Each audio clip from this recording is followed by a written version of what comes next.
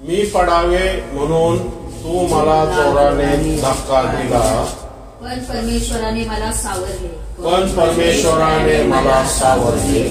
परमेश्वर माझे बल व माझे गीत आहे.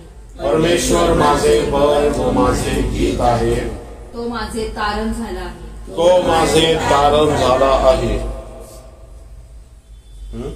उत्सवाचा व तारणाचा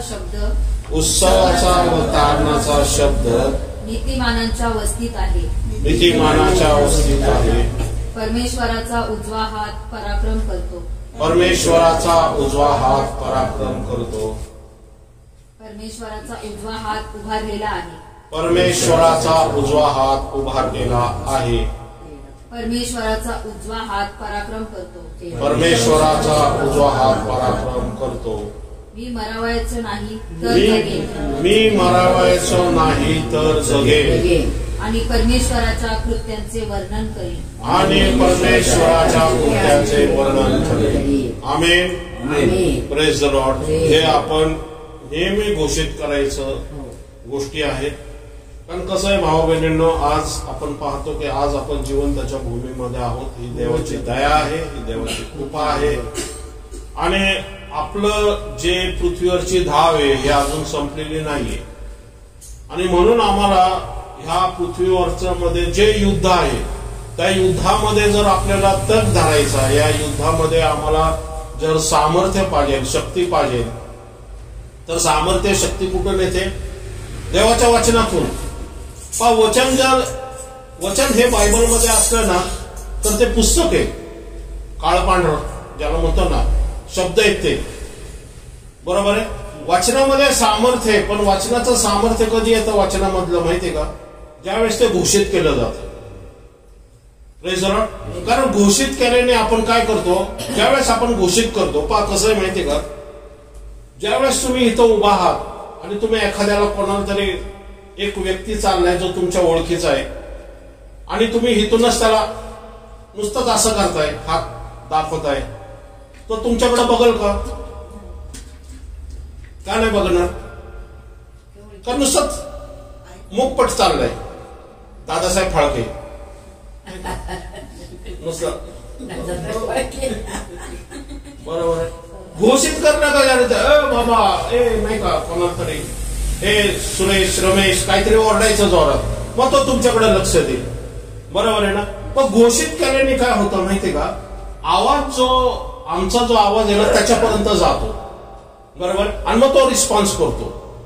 वचन पुस्तकात आहे, पण वचन जोपर्यंत आपण मुखाने बोलत नाही तर आकाश भेदून तो आवाज वरपर्यंत कधी जाणार?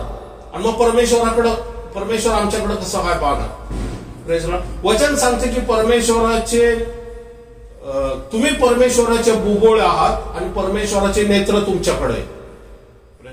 पण हे नेत्र कधी येतील? ज्यावेळेस हे बुबुळ तिकडे बघतील त्यावेळेस, बरोबर आहे. म्हणून आम्ही मुखातून बोलणं गरजेचं आहे. मुखातून बोलल्याने काय होतात माहिती का? देवदूत ऍक्टिव्हेट होतात.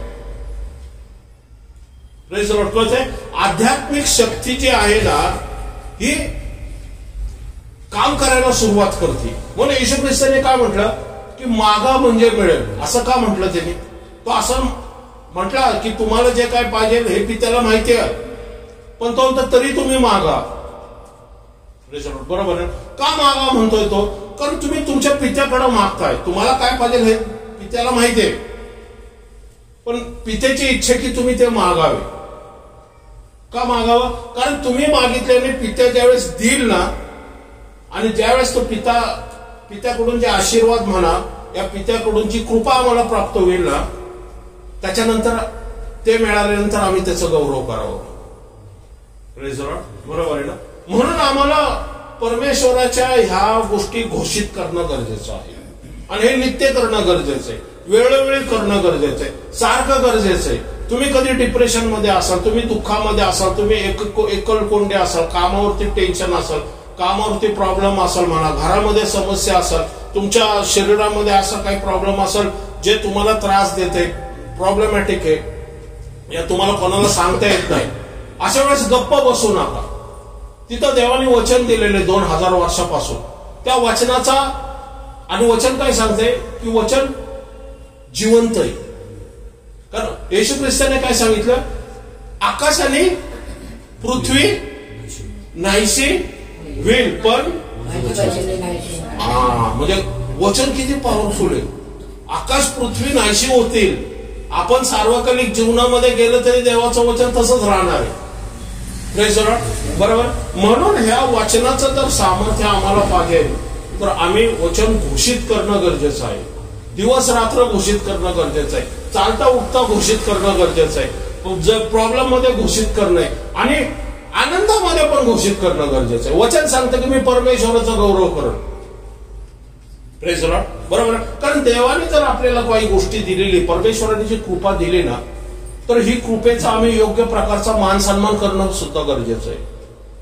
कारण जी कृपा तुम्हाला देण्यात आलेली, ती कृपा केवळ आमच्या आजारावरती विजय मिळवणं हीच कृपा नाहीये, या आम्हाला आमच्या फायनान्सचा पुरवठा करणं ही कृपा नाहीये, या आम्हाला ज्याला म्हणतो ना आपण नोकरी धंदा मिळणं हीच केवळ कृपा नाहीये.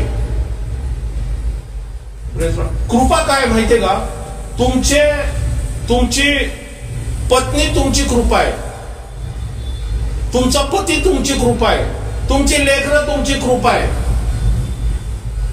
आम्ही त्यांचा योग्य मान सन्मान करतो का, आम्ही योग्य प्रकारे त्यांची दखल घेतो का, आम्ही योग्य प्रकारचा त्यांना त्यांची जागाप्रमाणे आम्ही त्यांच्यावरती प्रीती करतो का, हे सुद्धा पाहणं. कारण ती देवाकडून असलेली कृपा आहे. आमच्या नातेवाईक मध्ये असलेले रिलेशन तुमच्यासाठी असलेली कृपा आहे, आमची मित्रमंडळी तुमच्यासाठी असलेली कृपा आहे, आमचे पास्टर आमच्या डोक्यावरती तुमच्यासाठी असलेली कृपा आहे. कारण ते परमेश्वराच्या समोर गुडघ्यावरती बसतात आणि परमेश्वराकडून गहन आणि रहस्य गोष्टी तुम्हाला सांगतात. का? कारण तुमचं पतन होऊ नये ह्या शेवटच्या काळामध्ये तुम्ही सैतानाबरोबर सामना करण्यासाठी योग्य प्रकारचं तुम्हाला ते प्रोत्साहन देतात, योग्य प्रकारचं तुम्हाला काय करतात, ते चालायला मदत करतात तुमच्या स्पिरिच्युअल लाईफ मध्ये. बरोबर. म्हणून हे ज्ञान असणं आम्हाला गरजेचं आहे. आणि ज्ञान कोण देतो? देवाचा सेवक देतो. आणि मग देवाचा सेवक जर देतो तर आज मला पीटर पास्टर ही माझ्यावरती असलेली कृपा आहे. Praise Lord. मी ज्यावेळेस त्यांच्या समोर उभा असतो त्यांच्यामध्ये असलेला अभिषेक हा माझ्यावरती उतरून येतो आणि माझ्यावरती उतरून आल्यानंतर मी अशा ठिकाणी येऊन मी तोच अभिषेक रिलीज करत असतो. Praise Lord. म्हणून आमच्यासाठी मुलं जे आहे ना, ही आमच्यासाठी कृपा आहे, तो आमच्यासाठी असलेला आशीर्वाद आहे. आम्ही त्याला योग्य प्रकारचा मान सन्मान देणं गरजेचं आहे. तो चुकतोय, तो ज्याला म्हणतो ना उदाळ्या पुत्रासारखी लेफ्ट राईट चाललेला आहे, चालू द्या, राग मानू नका, धीर धरा, सहनशीलता राहावा, प्रार्थना करा त्याच्यासाठी, नक्कीच तो देवाकडे वळेल. सोडू नका. कारण आज तरुण मुलांसाठी विशेष सांगतो की ते अनेक बंधनामध्ये आहेत, त्रासामध्ये आहेत, समस्यामध्ये, कन्फ्युजन मध्ये, त्यांना काय करावं कळत नाही, त्यांना मार्गदर्शन पाहिजे. आणि विशेष करून माहिती का, त्यांना समजून घेणारी लोक पाहिजे. Praise the Lord. आम्ही त्यांना समजून घेणं गरजेचं आहे. म्हणजे काही गोष्टीमध्ये आपण केवळ बॉसिंग करणं गरजेचं नाही. एक मित्र म्हणून त्याच्याबरोबर बसा, त्याच्याबरोबर बोला की बाबा तुझा काय प्रॉब्लेम आहे, तुला काय समस्या आहे. बरोबर. कारण तो काही गोष्टी त्याला सांगता येत नाही, काही गोष्टी त्याला बोलता येत नाही आणि मग तो एकलकोंडी बनतो आणि तो सैतानाचा अटॅक असतो. आम्हाला त्या सैतानाच्या अटॅक मधून त्याला सोडवायचं. कोणतरी असं तिथं जाणं गरजेचं आहे जो त्याच्यावरती हात ठेवून एक मित्रताच्या भावनेने काय करत, त्याच्याबरोबर बोलल, त्याला सांत्वना देईल, त्याला प्रोत्साहन करत. बरोबर आहे. म्हणून आमच्या कुटुंबामध्ये एक असं रिलेशन पाहिजे की आमच्या मुलांना, आमच्या पत्नीला, आमच्या पतीला सुद्धा आम्ही मान सन्मान देणं गरजेचं आहे. कारण ती तुमच्यावरती असलेली कृपा आहे. नवरा सकाळी कामाला जातो, तो रात्र दिवसभर काम कष्ट करतो आणि घरी येतो, पण बायको सुद्धा घरात स्वयंपाक बनवते. बरोबर आहे ना. आज त्यांचा सुद्धा मान सन्मान आम्ही करणं गरजेचं आहे. बरोबर आहे ना. कारण आम्हाला कसं आहे, आम्हाला माहिती आहे ना, कारण एखादी व्यक्ती ह्या जगातून निघून गेल्यानंतर मग आम्हाला त्याची व्हॅल्यू कळते. ही अत्यंत दुःखाची गोष्ट आहे. पण तो असताना जर आपण त्याला तेवढा मान सन्मान दिला असता तर ती कृपा गेलीच नसती. काही गोष्टी अशा आहेत, मी आता काही गोष्टी मी बोलत नाही, काही गोष्टी सांगत नाही, पण मागच्या आठवड्यात मी करत होतो. परमेश्वराने मला स्पष्ट सांगितलं, मी दिलेली कृपेची जर तुम्ही अवहेलना केली तर मी ती कृपा परत घेतो. संपली माझी प्रार्थना बंद. म्हणून ही परमेश्वराने दिलेली आम्हाला कृपा आहे, यांचा योग्य प्रकारचा आम्ही मान सन्मान करा. तुम्हाला जी गाडी दिलेली आहे, तुम्हाला जे बाईक दिलेली आहे, तुम्हाला जे काही घर दिलेलं आहे, तुम्हाला जे काही फायनान्स दिलेलं आहे, तुम्हाला जी काही नोकरी दिलेली आहे, तुम्हाला जे कोणी नोकरीवरचे सहकार्य दिलेले, ही देवाकडून असलेली कृपा आहे. त्यांच्यासाठी तुम्ही प्रार्थना करा, त्यांच्यासाठी मध्यस्थी करा. असू दे ते परमेश्वराला ओळखत नाही, नो प्रॉब्लेम. तुम्ही त्यांच्यासाठी मध्यस्थी करा, तुम्ही त्यांच्यासाठी प्रार्थना करा. बरोबर दानिएल करत होता नबुकदनेझरसाठी प्रार्थना, त्याचा काही संबंध होता, पण तो करत होता. दरवेश राजासाठी प्रार्थना करत होता. राजासाठी तो प्रार्थना करत होता आणि राजाचं अंतःकरण सुद्धा वळालं होतं. सिंहाच्या गुहेत गेला दरवेश राजा रात्रभर जेवला नाही, वचन सांगते है ना. नबुकदनेझर राजा चिडला होता, पण ज्यावेळेस भट्टीतून ते बाहेर आल्यानंतर नबुकदनेझर राजाने त्यांना नमन केलं आणि तो म्हटला, यहूद्याच्या देवाला जर कोणी परत त्रास दिला, या यहूद्याच्या देवाविरुद्ध कोणी जर शब्द उच्चारला ना, त्यांचं घर उद्ध्वस्त करा, उकिरडा करून टाका त्यांचं घर.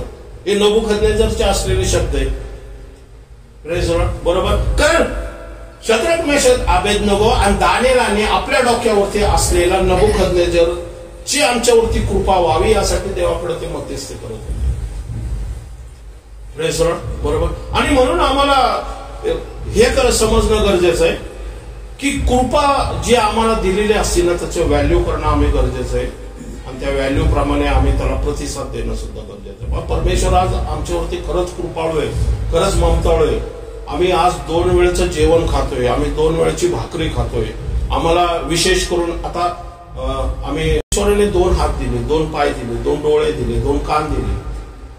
ही देवाची कृपा आहे ना. आमच्या शरीरातला एकही पार्ट अजून काढलेला नाही. मेजर ऑपरेशनला आपण सामोरं गेलेलं नाही, डॉक्टर समोर आज आपण उभं राहिलेलं नाहीये. तिने आरोग्य दिलेलं आहे, आपल्याला सांभाळलेलं आहे आजपर्यंत. ही देवाची कृपा नाही का? म्हणजे कृपा आहे तर आपण त्याची स्तुती आराधना करणं गरजेचं आहे का नाही? म्हणून आम्ही त्याची स्तुती आराधना करणं गरजेचं आहे. स्तुती आराधना करण्यात थकू नका, स्तुती आराधना करण्यात कधीही माघार घेऊ नका. मी कधी रात्री 3ला उठलो या 4ला उठलो या कधी गेलो ना, मला जर वाटलं ना की काय मला स्वतःलाच जरा मलूल वाटलं, या मला स्वतःला असं थकल्यासारखं वाटलं, या जरा निराश झाल्यासारखं वाटलं ना, सरळ परमेश्वराची स्तुती आराधना करायला सुरुवात करा.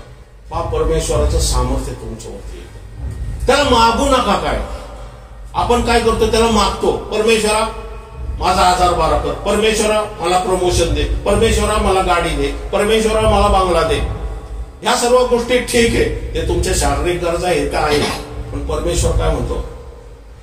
परमेश्वर म्हणतो की माझं गौरव कर. बरोबर. आपण ज्यावेळेस त्याचा गौरव करतो ना, पहा कसं आहे माहिती का,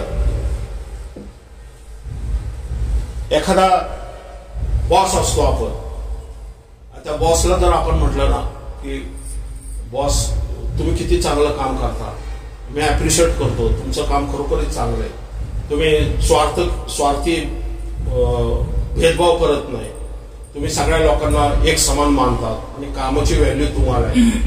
आणि त्याला ज्यावेळेस तो येतो, आपण उभा राहतो, त्याला मान सन्मान देतो ना, त्याच्या अंतःकरणामध्ये त्याला बरं वाटतं. त्याला आपण ज्यावेळेस आपल्या अंगाची पोझिशन बघतो की हा बाबा व्यवस्थित आपल्या समोर लीडर नम्रतेने उभा आहे, त्याच्या अंतःकरणात काय होतं पा, त्याला ते काय म्हणतात जबरदस्ती करण्याची गोष्ट नाही. पा जसं बापाचा बाप आहे, जो सर्व पास्टरांचा पास्टर आहे, जो जगाचा बनवणारे उत्पन्न करता, त्याच्या समोर आम्ही किती नम्रपणे जाणं गरजेचं आहे. त्याला किती व्हॅल्यू द्यायला पाहिजे, किती मान सन्मान करायला पाहिजे. आपण यॉल म्हणतो मी मेल्यासारखं त्याच्या पाया शिपडलो का, त्याचा गौरव पाहून केवळ पायाखाली पडला नाही. तो म्हणतो की ज्या येशूच्या मी उराशी होतो, त्या येशूचं एवढं गौरव आहे की त्याची त्यालाच लाज वाटली. तो माझ्याच्याने सहन होत नाही, माझ्या शरीराने सहन होत नाही. तो त्याच्या पायाखाली तिथं मिळाल्यासारखा पडला. पेत्र का म्हटला, हे येशू माझ्यापासून लांब जा, मी पापी आहे. त्याला तो स्पर्श झाला, पवित्रतेचा स्पर्श. आणि आम्हाला त्यावेळेस असा पवित्रतेचा स्पर्श होतो ना, तर असे संदेश आहे ना, काही तास तुम्ही बोलत राहा, संपणार नाही. आता मला नाही वाटत, मला माहित नाही की तुम्हाला मी जे काय बोलतो त्याचा स्तर कळतोय का नाही.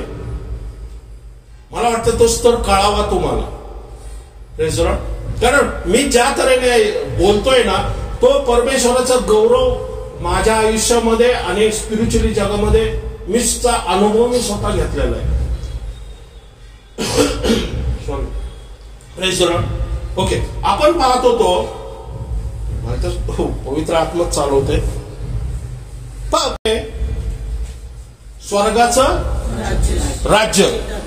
कसलं राज्य?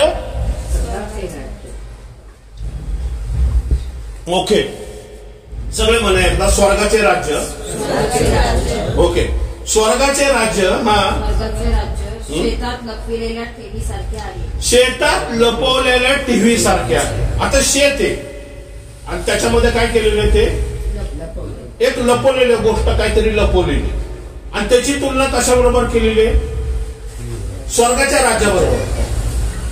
बरोबर. स्वर्गाचं राज्य जर तुम्हाला पाहिजे असेल ना, तर ते शेतात लपवलेल्या टीव्ही सारखं आहे. आता हे आपल्याला नीट समजून घ्यायचं. ओके, हा वाचा. ती कोणा एका मनुष्याला सापडली. हा, आता काय झालं, एक मनुष्य होता, त्याला काय सापडलं? ठेव सापडली त्याला. एका मनुष्याला ठेव सापडली. हा, आणि ती लपवून ठेवली.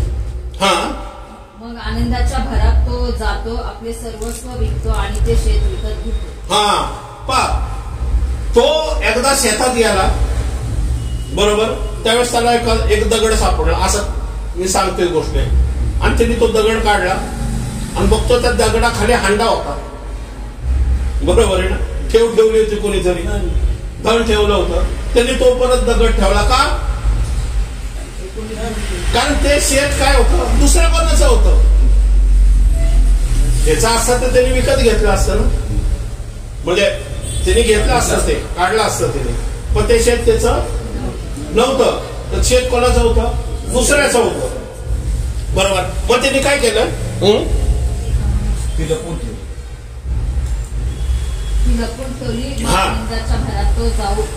त्यांनी ते लपवून ठेवली. त्यांनी बघितलं आणि परत दगड जसाचा तसा ठेवला.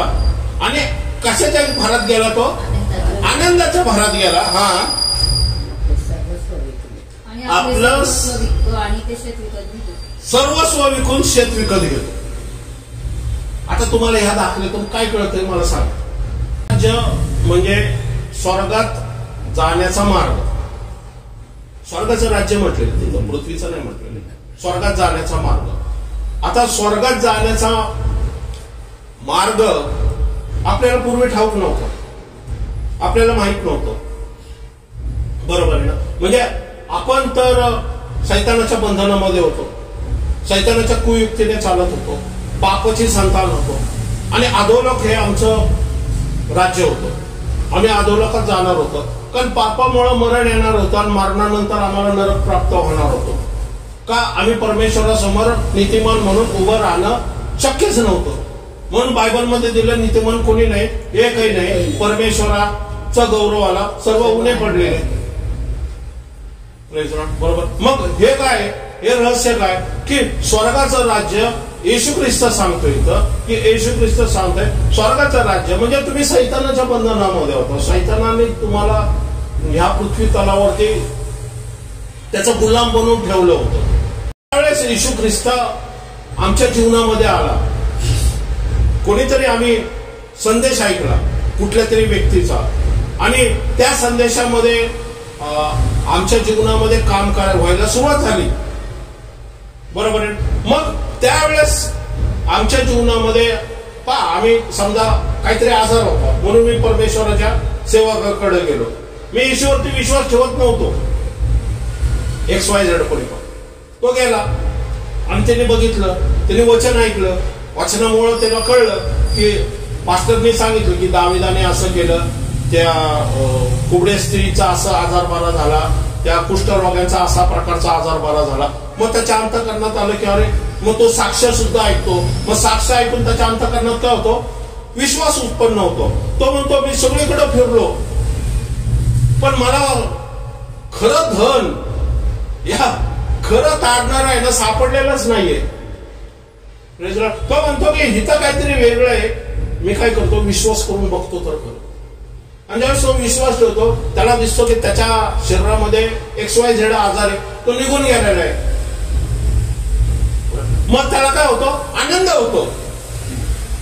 बरोबर, मग आनंद होतो. मग तो काय करतो, सर्वस्व सोडून जे काय होतं त्याचं जुनं रूढी परंपरा, बरोबर आहे ना, जे काय घरामध्ये ठेवलेलं होतं, माळ्यावरती, पेटीमध्ये, जमिनीमध्ये, घराबाहेर, सगळं काय करतो तो विकून टाकतो. का? कारण आता त्याला त्याच्यापेक्षा मौल्यवान असं धन सापडलेलं आहे, येशू सापडलाय त्याला.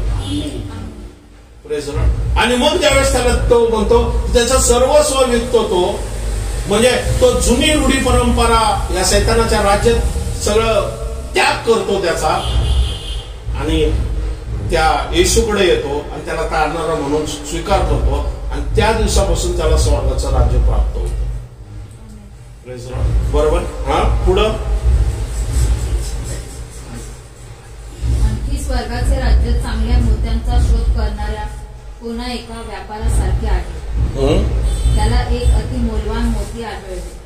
मग त्याने जाऊन आपले सर्वस्व विकले आणि ते विकत घेतले. हा, पा कसं आहे, एकाला काय होतं, ते सापडत, बरोबर आहे, दुसरा शोध घेतो, बरोबर, पण दोघं विकत घेतात ते,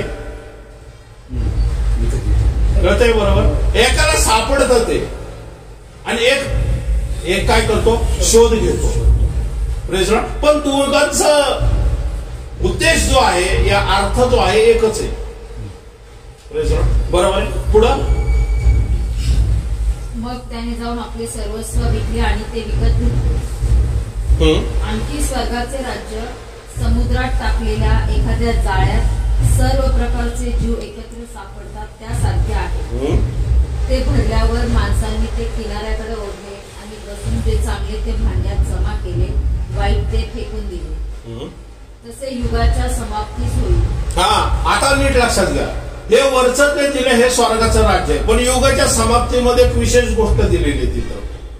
त्यावेळेस जाळं टाकण्यात येईल आणि त्या जाळ्यामध्ये काय आहे, जाळं टाकणाऱ्या कोण आहेत माहिती का, देवदूत आहेत. आणि ते देवदूत काय करतील, छाटणी करतील युगाच्या समाप्ती वेळेस. कसली छाटणी करतील, की चांगले जे आहेत मासे, बरोबर आहे ना, मी मासे, तू मासे धरतो, मी माणसं धरणारे करतो. चांगले जे मासे, या येशूवरती विश्वास ठेवणारे जे आहेत ना, ज्यांनी ते विकत घेतलेले सर्वस्व सोडून, असे जे व्यक्ती आहेत ना, ते सेपरेट होईल.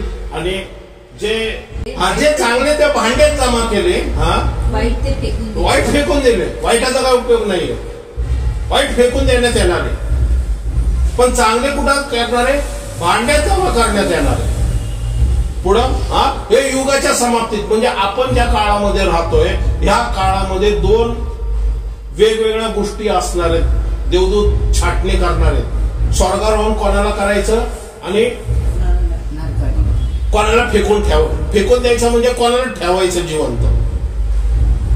नोहा आत गेला, बाहेर कोण राहिलं होतं का, होतं का नाही.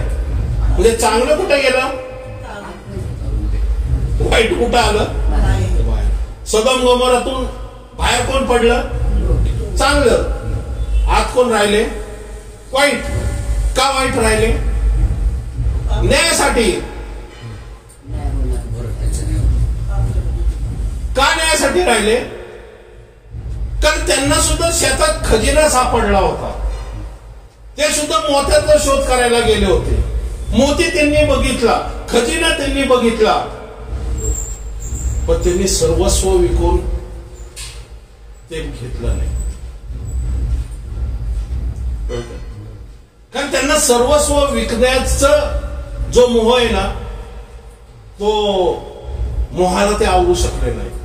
म्हणून ते काय म्हटले, नाही आता माझं काम झालेलं आहे, मला आजार बारा झालेला आहे, आमच्यातून 25 भूत निघालेली आहेत, आता आम्हाला गरज नाही परत. बरोबर. पण 26वा भूत तिथंच थांबलेलं आहे, तिथं आजूबाजूला फिरतंय.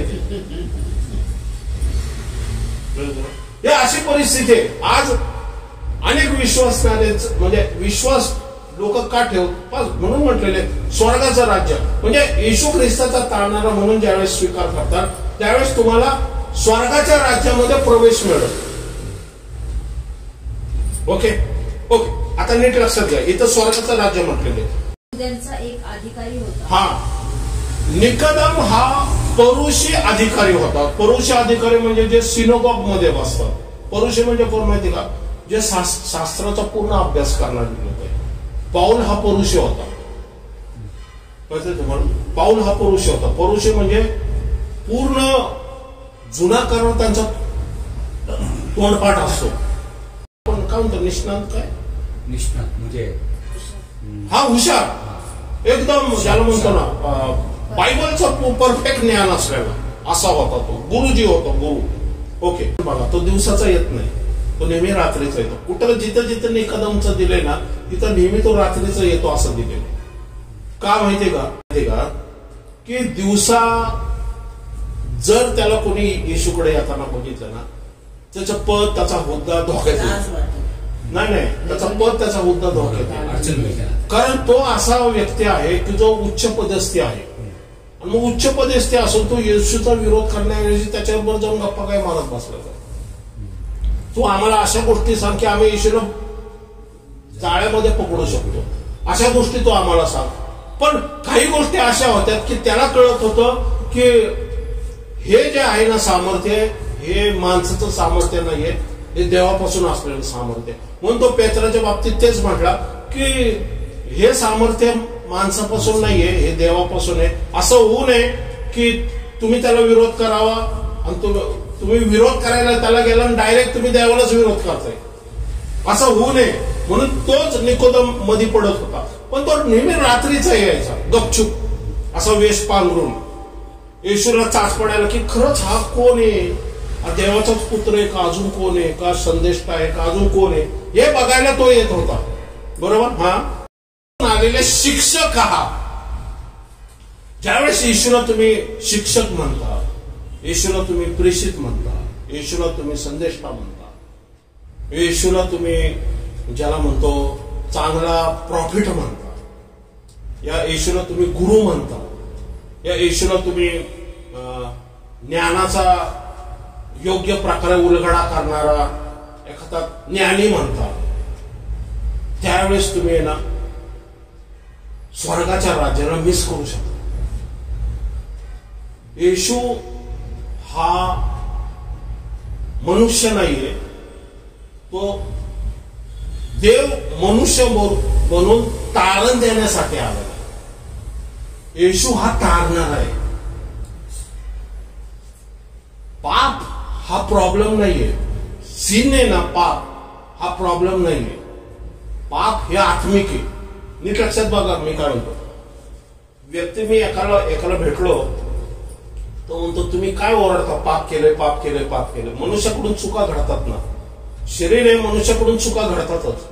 प्रॉब्लेम आहे. तो मला म्हटलं की पाप हे प्रॉब्लेम आहे. ज्यावेळेस आपण पापाला प्रॉब्लेम म्हणून म्हणतो ना, त्यावेळेस आम्ही स्वतःला प्रॉब्लेम करून घेतो. का माहिती का, कारण पाप हे शरीराने जरी घडत असलं तरी ते आत्मिक आहे. कळतंय.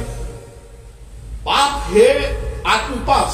प्रॉब्लेम म्हणजे काय, मला आजार आहे, मला अडखळण आहे, मला पैशाची चणचण आहे, नोकरीमध्ये माझं प्रमोशन होत नाही, हा प्रॉब्लेम आहे. या व्यसन करतोय मी, बरोबर. पण हे व्यसन करतोय म्हणजे काय करतोय, तुम्ही पाप करताय. पाप हे आत्मिक आहे आणि ह्या आत्मिक साठी, पापासाठी येशू ख्रिस्ताने आपलं रक्त दिलेलं आहे. शरीर त्यागून. येशूचं रक्त हे प्रॉब्लेम साठी नाहीये, हे पापासाठी आहे. कळतंय तुम्हाला? म्हणून पाप प्रॉब्लेम नाहीये. पाप हे मरण आणतं माणसावरती.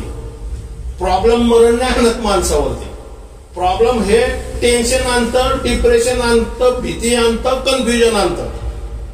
पण त्यांनी सार्वकालिक जीवनामध्ये फरक पडत नाही. पण आपण पाप केल्यामुळे मात्र मरण नक्की, कारण ते येशू ख्रिस्त आलेला आहे. बरं, म्हणून तो काय म्हणतो इथं? येशूला शिक्षक म्हणतोय तो, आणि इथं चूक करतोय तो. कळते? येशू शिक्षक नाही, येशू तारणार आहे. त्याला जेव्हा तुम्ही तारणारा म्हणून म्हणतात त्यावेळेसच येशूची खरी ओळख तुम्हाला झाली असे समजायचं. तो हिलर नाहीये, केवळ ज्याला म्हणतो ना सुटका देणारा नाहीये, आरोग्य देणारा नाहीये. केवळ तो तुम्हाला केवळ आरोग्य देत नाही, तर तुमच्या आत्म्याला तो सार्वकालिक जीवन सुद्धा देतो. फक्त तो आरोग्यदायक म्हणून आम्ही त्याच्याकडे येता कामा नये. आम्ही त्याला तारणारा म्हणून ज्यावेळेस स्वीकार करतो त्यावेळेस आम्हाला ऑटोमॅटिक आरोग्य पण प्राप्त होतं. बरोबर? म्हणजे स्वर्गाच्या राज्यामध्ये येशूने केलेले सर्व फायदे तुम्हाला फुकट मिळतात. स्वर्गाच्या राज्यामध्ये येशूवरती विश्वास ठेवल्याने सर्व फायदे तुम्हाला मिळतात. कारण ते कशासारखे आहे? सारखं आहे, ठेवी सारखं आहे, मौल्यवान ठेवी सारखं आहे. Praise Lord. बरोबर आहे ना? कारण तुम्ही सर्वस्व विकल्यानंतर येशूमधून तुम्हाला काय मिळतं? मौल्यवान ठेवा तुम्हाला मिळतो. कसला ठेवा मिळतो? जे जग देऊ शकत नाही. जग आरोग्य देऊ शकत नाही, जग शापातून मुक्त करू शकत नाही, जग पापातून मुक्त करू शकत नाही. बरोबर आहे? जग टेन्शन मधून मुक्त करू शकत नाही, डिप्रेशन मधून मुक्त करू शकत नाही. ते सोडा, अंगातले शिरलेले भूत बाहेर येऊ शकत नाही. Praise the Lord. कळते तुम्हाला? ते सामर्थ्य तुम्हाला येशूला स्वीकार केल्यानंतर मिळते. ओके, पुढं.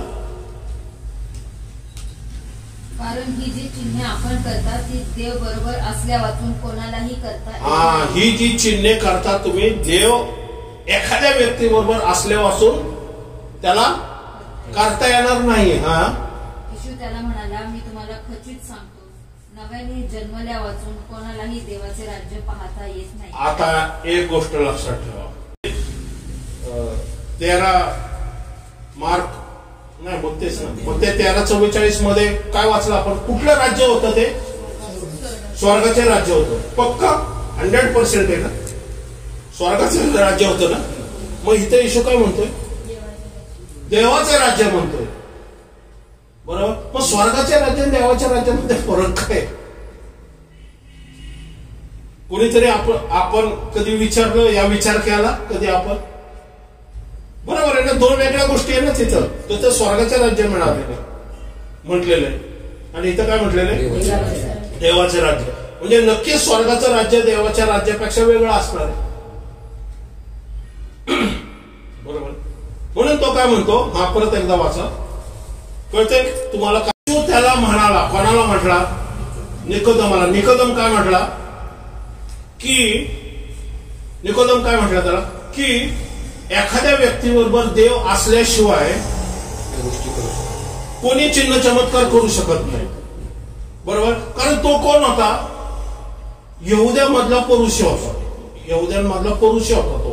त्याला ज्ञान होतं. पहा, तो ज्ञानी आहे. तो तुमच्या माझ्यासारखा नाहीये सामान्य. बरोबर आहे? पण येशूच्या एका वाक्याने तो गडबडला तिथं. येशू काय म्हणतो माहितीये का? हा, परत वाचा. येशू त्याला म्हणाला, मी तुम्हाला खचित सांगतो. मी तुम्हाला खचित सांगतो. खचित म्हणजे 100% तुम्हाला सांगतो. आता एक सिक्रेट तुम्हाला सांगतो. यहुद्याला म्हणतो, पौरुषाला म्हणतो, निकोदमला म्हणतो. नव्याने जन्मल्या वाचून कोणालाही देवाचे राज्य पाहता येत नाही. नव्याने जन्मल्या वाचून म्हणजे नव्याने जन्म याचा अर्थ काय? नाही. नव्याने जन्म म्हणजे काय? येशूचा तारणारा म्हणून स्वीकार करणं. एखादा व्यक्ती गेला, त्याला ठेव सापडली, त्याने आपलं सर्वस्व विकलं आणि परत आला, आणि त्याने काय केलं? येशूला तारणारा म्हणून स्वीकार केला, मग त्याला काय प्राप्त झालं? स्वर्गाचे राज्य. कारण वचन तिथं सांगते की स्वर्गाचे राज्य हे टीव्ही सारखं आहे, बरोबर. विकल्यानंतर तुम्हाला काय होतं? सगळं विकून येशूला तारणारा म्हणून स्वीकार केल्यानंतर तुम्हाला काय मिळतं? स्वर्गाचे राज्य. पण येशू म्हणतो, येशू अजून त्याच्या पुढे जातो. येशू म्हणतो नव्याने जन्मल्या वाचून कोणाला देवाच्या राज्यात, स्वर्गाच्या नाही, नव्याने जन्मल्या वाचून तुम्ही स्वर्गाच्या राज्यात प्रवेश करता. स्वर्गाचं राज्य तुमच्यासाठी मोकळे, पण देवाचं राज्य अजून मिळालेलं नाहीये तुम्हाला. देवाचं राज्य याचा अर्थ काय माहिती का? की परमेश्वर स्वर्गाचे राज्य ज्यावेळेस आदाम मानला तेव्हा स्वर्गाचं राज्य सुरू झालं. आदामाच्या आधी स्वर्गाचं राज्य नव्हतं. आदामाच्या आधी देवाचं राज्य चालू. देवाचं राज्य याचा अर्थ काय? प्रारंभी शब्द होता, तिथून देवाचं राज्य सुरू झालेलं. कळते तुम्हाला? आणि नवीन आकाश आणि नवीन पृथ्वी जी बनणार आहे ना, त्यानंतर सुद्धा देवाचं राज्य चालूच राहणार. म्हणजे तो म्हणतो अल्फा. अल्फा याचा अर्थ काय माहितीये का? प्रारंभ ज्याला माहित नाही, आणि ओमेगा एंड ज्याला माहित नाही. म्हणजे एंडचं मोजमाप नाहीये, प्रारंभाचं पण मोजमाप नाहीये. येशू म्हणतो मी अल्फा आणि ओमेगा आहे. म्हणजे पण स्वर्गाचं राज्य मनुष्य बनून आल्यावरती सुरू झालं, आणि मनुष्याची उत्पत्ती ज्यावेळेस थांबवला त्यावेळेस स्वर्गाचं राज्य संपलं. पण देवाचं राज्य मात्र चालूच राहील. देवाचं राज्य म्हणजे काय माहिती का? देवाचं राज्य याचा अर्थ असा होतो की उत्पत्ती बनवण्याच्या आधी देवाची जी इच्छा योजना पृथ्वीवरती आहे ना, त्याच्यामध्ये मानवाचा सहभाग असणं म्हणजे तुम्ही देवाच्या राज्यामध्ये सहभागी होता. नाही कळलं? कसं आहे, माझा जन्म झाला, मी येशूला तारणारा म्हणून स्वीकार केला, म्हणजे मी स्वर्गाच्या राज्यामध्ये मी प्रवेश झालेलो आहे. पण 2011 मध्ये ज्यावेळेस परमेश्वराने सांगितलं माझ्या राज्यामध्ये मी तुला निवडलेले प्रगटीकरण सांगण्यासाठी, म्हणजे मी आता स्वर्गाच्या राज्यामध्ये तर आहेच, पण स्वर्गाच्या राज्यामध्ये बसून मी देवाचं राज्य वाढवतोय. कळते तुम्हाला? आम्ही फक्त स्वर्गाच्या राज्याबद्दल बोलतो, पण देवाच्या राज्याबद्दल आम्ही बोलत नाही. आणि टिकणारं देवाचं राज्य आहे, स्वर्गाचं राज्य हे संपणार आहे.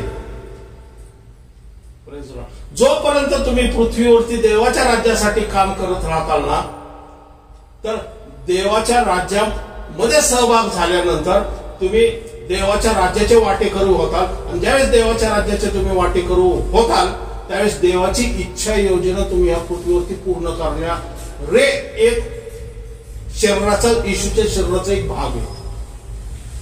कारण येशूचं शरीर आहे आम्ही, बरोबर. आणि प्रत्येक शरीराचं वेगवेगळं काम आहे, पण ते देवाच्या इच्छेने होणं गरजेचं आहे. पण मला जर सांगितलं तुला प्रगटीकरणासाठी निवडलेलं आहे आणि मी प्रगटीकरणाचंच जर काम केलं नाही, तर मी देवाच्या राज्यामध्ये, स्वर्गाच्या राज्यामध्ये माझा प्रवेश झालेला आहे, पण देवाच्या राज्यामध्ये माझा प्रवेश होणार नाही.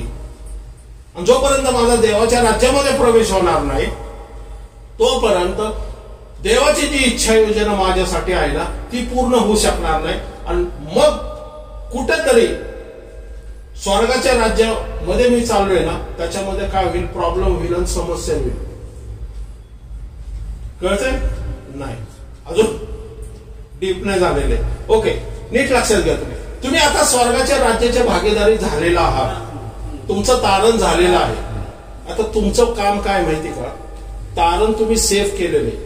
आता तुमचं काम आहे पृथ्वीवरती देवाची जी इच्छा योजना आहे ना, तुमच्यासाठी आहे ना, ती पूर्ण करणं. कारण ते तुम्हाला काय निवडण्यात आलेलं आहे की प्रथम तुम्ही स्वर्गाच्या राज्याच्या भागीदारी व्हावं, आणि मग देवाचं काम केल्यानंतर तुम्ही देवाच्या राज्यामध्ये प्रवेश करता, आणि मग देवाच्या राज्यामध्ये काम करता. आणि मग देवाच्या राज्यामध्ये काम करत असताना देव सर्व गोष्टीचा पुरवठा करतो. कारण स्वर्गाच्या राज्यामध्ये तुमची एंट्री तर स्वर्गामध्ये झालेली आहे, पण देवाच्या राज्यामध्ये एंट्री झाली ना की तुमचं अनंत कालांसाठी आनंद कालासाठी तुमचं नाव जीवनी पुस्तकामध्ये घेण्यात येणार आहे. यहूदा इस्करियोतचं स्वर्गाच्या राज्यात प्रवेश झालं, पण देवाच्या राज्यात नाही झालं. कळतंय आता? एवढं सिरियस आहे का देवाच्या राज्यात प्रवेश झाला नाही त्याचा? कारण त्यांनी येशूला विकलं आणि फाशी घेतली आणि देवाच्या राज्यात प्रवेश करण्याच्या ऐवजी त्याने अधोलोकात प्रवेश केला. स्वर्गाचं राज्य त्याच्यासाठी उघडलं होतं ज्यावेळेस येशूवरती स्वीकार केला नाही. पण जर देवाच्या राज्यामध्ये जर आपण आलो नाही ना, तारणावरती जे आहे ना, सैतान अटॅक करू शकतो. पण जर तुम्ही देवाच्या राज्यासाठी काम करताल ना, त्रास येईल, प्रॉब्लेम येईल, समस्या येईल, पण तुम्हाला शुअर माहिती की मी देवाच्या राज्यासाठी काम करतो, तुमचं नाव निश्चितच परमेश्वराच्या जीवनी पुस्तकातून कुणीच खोडणार नाही. कारण सार्दिक मंडळीमध्ये आता वाचा, मी गेल्यानंतर सार्दिक मंडळीमध्ये लिहिलेलं इथं की थोडेच लोक पांढरे शुभ्र झगे घालून माझ्या बरोबर फिरण्याच्या लायकीचे आहेत. 7 तारे आहेत ते तो असे म्हणतो, तुझी कृत्य मला ठाऊक आहे. तुझी कृत्य मला ठाऊक आहे. तू जिवंत आहेस असे तुला नाव आहे, तरी तू मेलेला आहे. तू जिवंत आहे असं तुला वाटतं, स्वर्गाच्या राज्यात तुझा प्रवेश झाला असं तुला वाटतं, पण परमेश्वराच्या दृष्टीने कसा आहे? तू मेलेला आहे असं वचन सांगतंय. फिजिकल नाही, स्पिरिच्युअल मेलेला आहे. पुढं तू जागृत हो आणि जे मृतवत होऊन राहिले आहे. जे मृतवत होऊन राहिले, काय मृतवत होऊन राहिलेलं आहे? या काय मृतवत तुझ्यावरती हल्ला करतात? तुझ्यात असलेलं पाप जे आहे हे तुझ्यावरती हल्ला करत आहे. त्याच्यासाठी पश्चाताप कर, त्याच्यासाठी क्षमा माग. ते पाप तुझ्या शरीरातून, विचार कल्पनांमधून, तुझ्या वागण्यातून काढून टाक तू. बरोबर? ते स्थिर कर. कारण तुझी कृत्य, म्हणजे तो काय म्हणतोय की तुझ्या पापापासून वळ. तू त्या पापामुळं तू स्पिरिच्युअली मरण पावलेला आहे. तू फिजिकली नाही, स्पिरिच्युअली मरण पावला. कारण त्या पापामुळं तू व्यसन करतोय, दारू करतोय, व्यभिचार करतोय, जार कर्म करतोय, तू ज्याला म्हणतो चाळी चुगली करतोय, मत्सर करतोय, द्वेष करतोय. याने काय होतं, परमेश्वर आणि तुझ्यामध्ये असलेलं जे रिलेशन आहे ना ते तुटलं गेलेलं आहे. एक गोष्ट लक्षात ठेवा, आम्ही ज्यावेळेस परमेश्वराच्या विरुद्ध जर काम करतो ना, अपेक्षा करू नका की आमचं रिलेशन परमेश्वराबरोबर निरंतर चांगलं आहे म्हणून. तेच तो सांगतोय. तू मृत झाला, परमेश्वराच्या दृष्टीने तो मृत आहे. पुढं कारण तुझी कृत्य माझ्या देवाच्या दृष्टीने पूर्ण अशी माझ्या जिस्म्यात आली नाही. बरोबर आहे. तुझी कृत्य कोणाच्या दृष्टीने? देवाच्या दृष्टीने. येशू बोलतोय, येशू बोलतोय, पत्र लिहितोय येशू. तो माझ्या देवाच्या दृष्टीने काय पूर्ण केलेलं नाही? देवाच्या राज्याचं काम पूर्ण केलेलं. कळतंय तुम्हाला? म्हणजे परमेश्वराच्या राज्यासाठी आम्ही काम जर केलं नाही आणि पापात जर गुरफटून राहिलं तर परमेश्वर आम्हाला मृत म्हणून समजतोय, स्पिरिच्युअली मृत. तुझा तारण झालाय, पण तो पुढचा उद्देश काय तुझा पृथ्वीवरचा? मी प्रकटीकरणाला हात घातला नसता तर मी मृतच आहे. पण मला त्यासाठी बोलवलं, ते काम करणं मला गरजेचं आहे. बरोबर. एखाद्या कंपनीमध्ये जर तुम्हाला कामाला ठेवलेलं आहे, एखाद्या कंपनीमध्ये तुम्ही इंजिनियर आहात, तर तुम्हाला इंजिनियरचं काम करणं गरजेचं आहे. बरोबर. तुम्ही इंजिनियर आहात आणि तुम्ही तिथं त्या रिसेप्शन वरती नुसते फोन उचलत होता, म्हटलं मी इंजिनियर नाही करणार, मी फक्त रिसेप्शनवर फोन उचल, आणि ते तुझं काम नाहीये. तसं देवाच्या राज्यासाठी तुमचं वेगवेगळं काम तुम्हाला ठेवण्यात आलेलं आहे. Press Lord. यास्तव तू कसे घेतले व ऐकले याची आठवण कर. कसे घेतले आणि ऐकले. बरोबर. वचन ऐकलं, पण वचनानुसार तू काम करतोय का? वचनानुसार तू प्रतिसाद देतोय का? वचनानुसार तू पश्चाताप केलाय का? वचनानुसार तू परमेश्वराकडे क्षमा मागितलेली आहे का? परत परमेश्वरानं तुझं रिलेशन जे तुटलं गेलेलं होतं हे जोडलं गेलेलं आहे का? परत तू देवाच्या राज्यामध्ये यायचा प्रयत्न करतोयस का? स्वर्गाच्या राज्यामध्ये आहे पण देवाच्या राज्यामध्ये तू धडपड करतोय का देवाकडे मागे की मला देवाच्या राज्याचा सभासद कर म्हणून? ते राखून ठेव व पश्चाताप कर. राखून ठेव. काय राखून ठेव?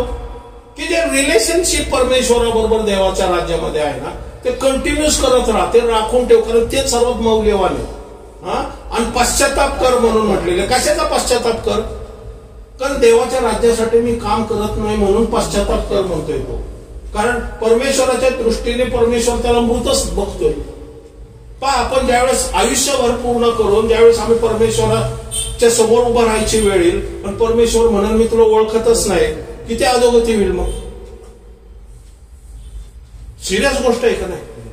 पुढं कारण तू जागरूक न झाला या देवाच्या राज्यासाठी जर तू काम करायचं जर केलं नाहीस तू काय होईल? चोरासारखा येईल. मी कोणत्या घटकेस तुझवर येईल हे तुला कळणार नाही. चोरासारखं कधी येणार आहे? रॅप्चर मध्येच येणार आहे ना. कारण तो म्हणतो केव्हा घटकेस तुला कळणार नाही. बरोबर आहे ना? हे आत्ताबद्दलच बोलतोय ना.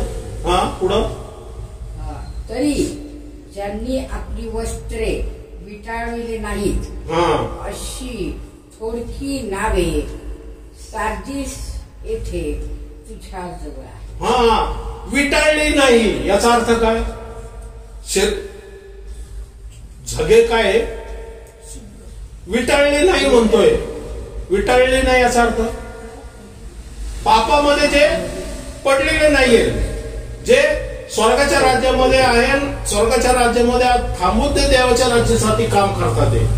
अशी किती नाव आहे? थोडकीच आहे म्हणतोय तो. मग बाकीची नावं कुठे गेली? बरोबर आहे ना? म्हणजे बाकीची विटाळलेली आहे आणि बाकीच्या परमेश्वराच्या दृष्टीने मृतवत झालेली आहे. मग आता त्यांनी काय करायला पाहिजे? जागृत राहायला पाहिजे आणि पश्चाताप करायला पाहिजे आणि क्षमा मागायला पाहिजे. ही वॉर्निंग आहे आपल्याला. पुढं ते शुद्ध वस्त्रे परिधान करून माझ्या बरोबर फिरतील कारण ते लायक आहे. लायकीचे आहेत ते. बरोबर. जो विजय मिळवितो तो अशा रीतीने शुभ्र वस्त्रे परिधान केलेला होईल.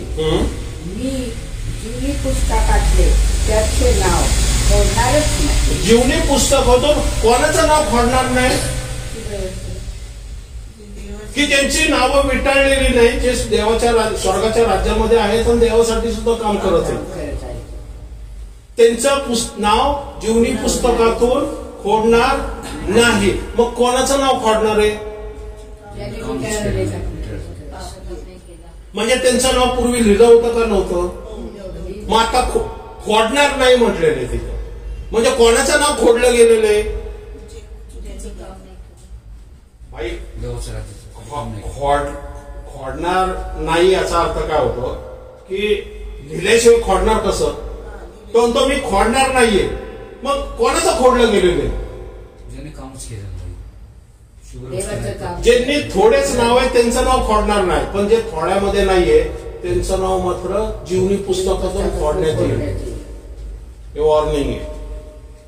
म्हणून मी म्हणतो की सिरियस इथपर्यंत आपल्याला पोचणं गरजेचं आहे. भाऊ बहिणींनो, आपण देवाच्या राज्यामध्ये स्वर्गाच्या राज्यामध्ये आहोत पण देवाच्या राज्यासाठी सुद्धा आपल्याला परमेश्वराकडे त्याची इच्छा योजना आहे ना. आज तुम्ही लक्षात घ्या, नोहाने देव परमेश्वर नोहा बरोबर बोलत होता, प्रवेश झालेला आहे.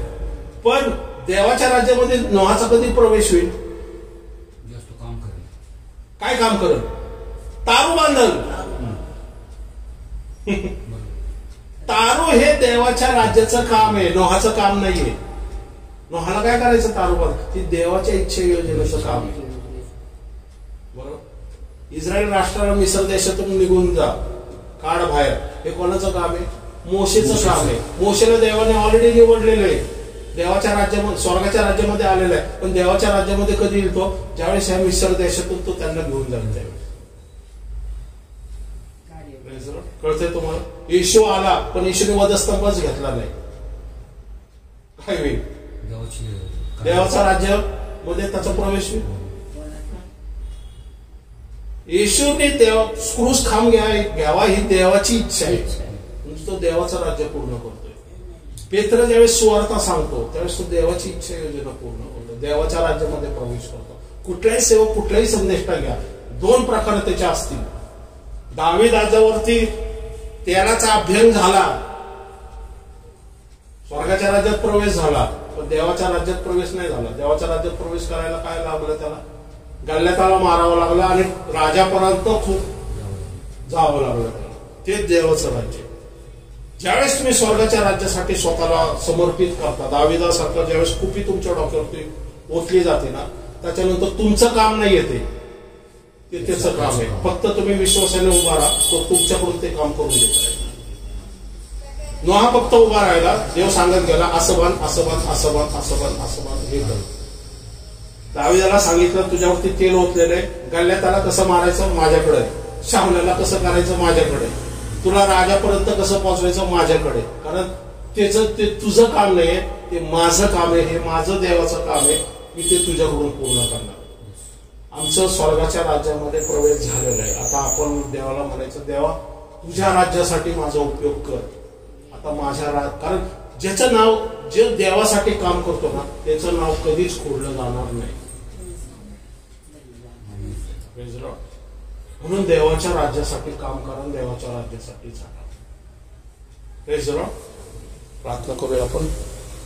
धन्यवाद देवपा, राजांचा राजा, प्रभूंचा प्रभू, आकाशात पृथ्वी निर्माण करणारा परमेश्वर तुझे देवपा.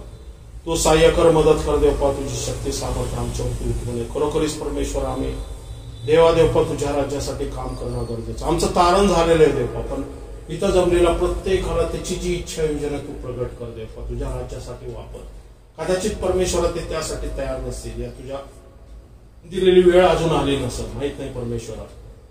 पण परमेश्वरा ज्यावेळेस वचनात बसतील, प्रार्थनेत बसतील आणि तुझ्याकडे याचना करशील, नक्कीच देवपा तू त्यांच्यासाठी देवपा तुझ्या राज्याचं तुझी जी इच्छा योजना त्यांना प्रगट करशील. होय ती छोटी असो या मोठी असो आम्हाला माहित नाही, पण परमेश्वर आम्ही ज्यावेळेस देवाच्या राज्यामध्ये सहभागी होताना सापडलं त्यावेळेस देवपा आमचं जीवनी पुस्तकात मधलं नाव कधीच खोडलं जाणार नाही असं वचन सांगते देवपा. तुला धन्यवाद मागतो परमेश्वरा.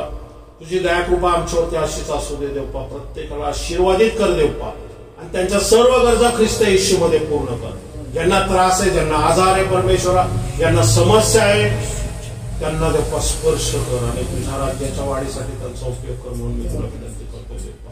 त्यांना आशीर्वादित कर परमेश्वरा. त्यांच्या तेला तुपा मिठाला आशीर्वादित कर देवपा. त्यांच्या कामाला आशीर्वादित कर देवपा. त्यांच्या मानसिक परिस्थितीला आशीर्वादित कर. त्यांच्या शरीरामध्ये आरोग्य दे परमेश्वरा देवपा.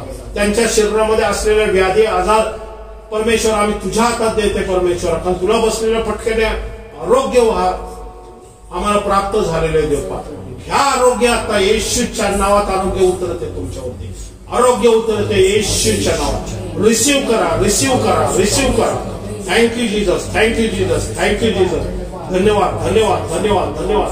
थँक्यू जीजस, धन्यवाद जीजस, थँक्यू जीजस. धन्यवाद परमेश्वरा देवपा. आज वचनाद्वारे आम्हाला आशीर्वादित केलं. अनेक गोष्टी आम्हाला कळत नव्हत्या, त्या आम्हाला समजून सांगितलं, याबद्दल धन्यवाद मागतो. तुझ्या पवित्र आत्म्याचा अभिषेक वचन वाचताना आणि वचन सांगताना माझ्यावरती झाला, याबद्दल तुला धन्यवाद. सर्व मान महिमा गौरव तुला देतो. आज एक वेगळं दार देतो तो आमच्यासाठी वचनाद्वारे ओपन केलं, याबद्दल तुला धन्यवाद. जात असताना आमच्यावर बरा तुझी दया कृपा असो, आमच्यावर बरा असू दे परमेश्वरा. इथं जमलेला प्रत्येकाला देपा पुढच्या आठवड्यापर्यंत तुझ्या स्वाधीन अधीन करत आहे देपा. त्यांना सांभाळ आणि पुढच्या शुक्रवारी परत एकदा मनन करण्यासाठी आम्हाला एकत्र कर आणि तुझ्या राज्याच्या वाढीसाठी ज्यासाठी आम्हाला निवडले ते काम करण्यासाठी पवित्र आत्मे आम्हाला मार्गदर्शन कर, सामर्थ्य दे, शक्ती दे. येशूच्या नावात मागतो म्हणत आहे. आमेन. Thank you, Jesus. Thank you, Jesus.